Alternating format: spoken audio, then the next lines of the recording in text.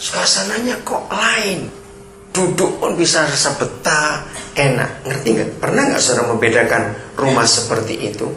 Nah, itu contohnya.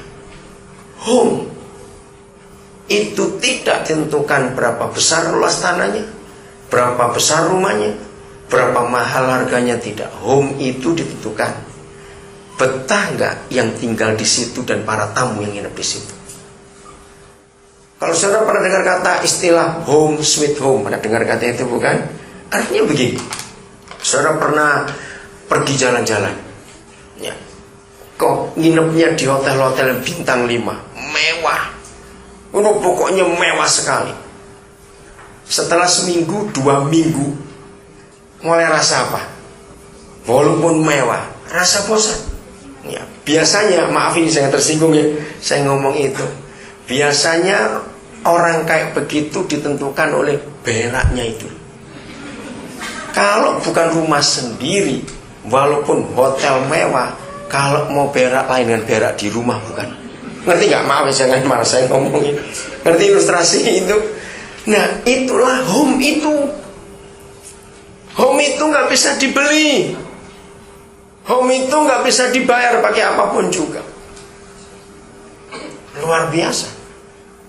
Alkitab adalah satu-satunya buku dan satu-satunya kitab suci agama. Ini hebat sekali. Ya, saya ulangi lagi.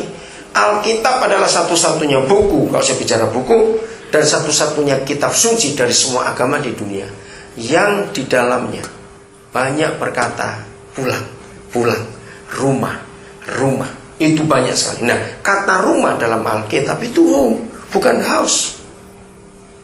Lihat kisah Lukas 15, anak yang terhilang. Masih ingat? Pulang anakku, pulang. Nah, kata pulang ini yang sangat luar biasa. Oke, saya ajak saudara memikir secara fakta ini. Semua orang tua pasti pernah ngalami ini.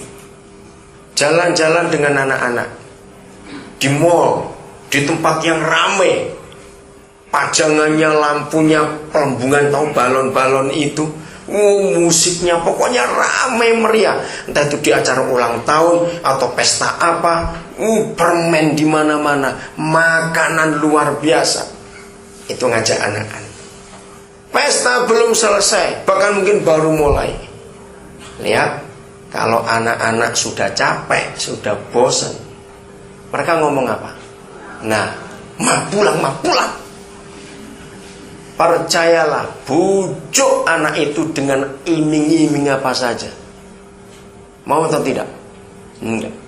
Kalau anak-anak sudah bilang pulang, orang tua mesti nurut. Nah, saya belajar dari situ. Ada apa di balik kata pulang buat anak-anak? Kalau kita bilang mereka capek, lihat saja. Sampai rumah gak tidur. Ngapain sampai rumah? Seger lagi. Nah, lalu kita yang marah karena mamanya belum bosan nonton tontonan itu. Tadi ngajak pulang, kalau toh begitu gak usah pulang. Nah, kalau anaknya bisa jawab, lu mau dewi, gitu jawabannya anak itu. Pergi sendiri saya di rumah. Padahal mamanya yang pengen, bukan anaknya. Saudara ngerti contoh itu, saudara? Ternyata kata pulang buat anak-anak itu artinya mereka ingin menikmati home itu. Walaupun ya, keluarga ini keluarga miskin. Di rumah gak ada TV, di rumah pun gak ada kulkas. Rumah sederhana sekali, tapi karena itu home. Saudara lihat tuh, karena itu home. Kenapa kata pulang itu luar biasa? Karena anak-anak bisa merasa bebas di rumahnya sendiri. Nggak pakai baju pun nggak ada yang ngelarang. Kalau di tempat pesta pakai baju, waduh, maka itu percuma belikan baju pesta anak kecil mahal-mahal. 2 jam copot kabeh bisa. Betul nggak? Ditarik-tarik nggak betah itu anak-anak. Karena anak-anak itu nggak munafik. Baju pesta seringkali munafik. Betul? Maka itu kalau ada orang pakai baju pesta kan katanya meringis. Itu kalau nggak kesesekan digatal kabeh dan itu aja. Nggak enak, saudara. Nah, anak-anak begitu. Maunya bebas. Anak-anak nggak mau munafik. munafik. Nah, kata pulang itu luar biasa. Anak-anak bisa bebas di situ. Nah, pertanyaannya sekarang, rumah saudara itu house atau home? Ngerti pertanyaan ini? Jangan dijawab. Rumah saudara house atau home? Pertanyaannya, kalau begitu siapa yang bisa membuat home? Tidak ada seorang arsitek atau pemborong yang terkenal sekalipun bisa buat home. Para arsitek pemborong yang hebat pun hanya bisa buat house. Betul tidak? Karena home itu suasana, saudara. Nggak pakai AC tidak peduli. Pokoknya itu home. Bisa enak sekali tinggal di rumah itu. Apa jawabannya? Siapa yang bisa menciptakan home?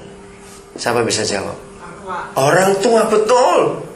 Papa mama adalah pribadi yang sangat-sangat bertanggung jawab untuk menciptakan home, bukan house.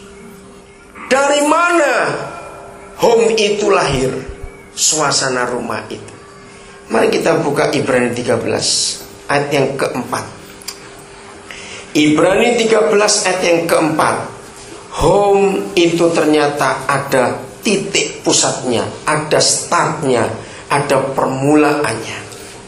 Love starts at home. Saya suka sekali kalimat ini.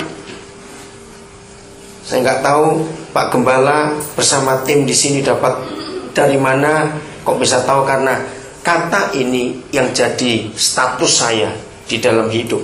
Jadi kalau saudara lihat saya, catatan saya pasti ada kalimat ini, love starts at home.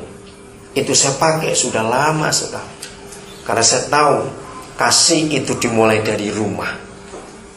Ya, ingat tadi kalau cinta dimulai dari terminal, itu bedanya.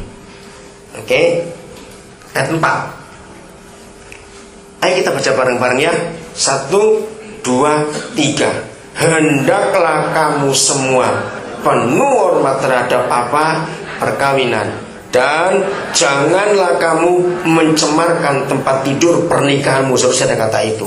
Sebab orang-orang Sunda dan pezina akan dihakimi Tuhan. Ibrani 13 ayat 4 ya. Saudara, ini sangat mengagumkan. Seluruh dunia, negara kaya, negara miskin, negara Islam, negara komunis, negara demokrasi, negara kerajaan, negara apa saja, tidak pernah ada pemerintah mensensus tempat tidur penduduk. Itu pemerintah pengangguran. Atau Indonesia baru sensus penduduk barusan. Tapi tempat tidur tidak. Tapi heran saudara, justru surga yang disensus itu tempat tidur suami istri. Ada apa dengan tempat tidur ini? Sehingga Tuhan berpesan, jangan kau kotori tempat tidurmu. Saya menemukan rahasia yang luar biasa di dalam ayat ini. Love start at home. Semua dimulai dari rumah. Nah, rumah itu ada pusatnya, ada titik intinya. Kalau saudara ngerti mesin, ada asnya.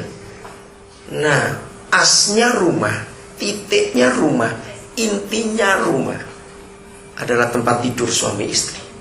Bukan di kamar tamu, bukan di halaman, bukan di dapur, tapi di kamar tidur. Tempat tidur, bukan cuma sekedar kamar tidur.